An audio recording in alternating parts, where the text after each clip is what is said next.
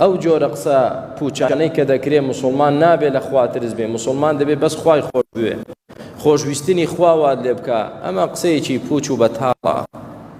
ترس و خەوف، خۆشویستنی خوا و ترسان لە خوا وەکو دوو باڵوان بۆ باڵندە.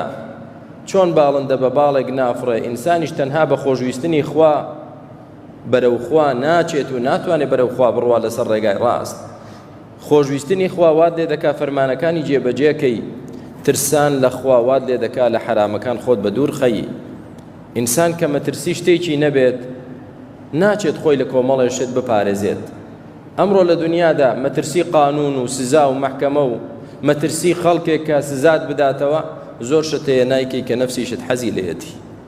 دەبێت ترسان لە خوای پەروەردگار زیاتر بێ لەوەی کە لە خەڵک دەترسین.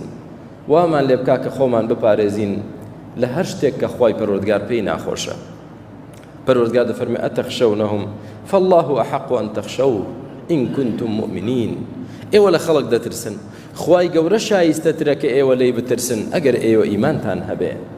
چۆن هەر یەکێک لە ئێمە کە کەسێکی لێوە دیار بێ خراپە ناکە بۆ دەترسێت، ئەی بۆ کە خوای گەورەمان لێ دیارە و دائیمەن دەمان بینێ بۆ ئێمە خۆمان لە گوناه نەپارێزین.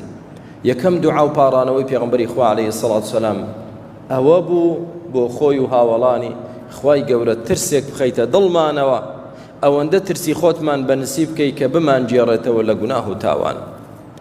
هەر کاتێک ترس هەبوو ئەو ئینسانە بەختەوەرە پارێزراوە کە ترسی خوا لە دڵی کەسێکدا نەما بەرەو خراپە دەڕوا خوا پەنامەندا.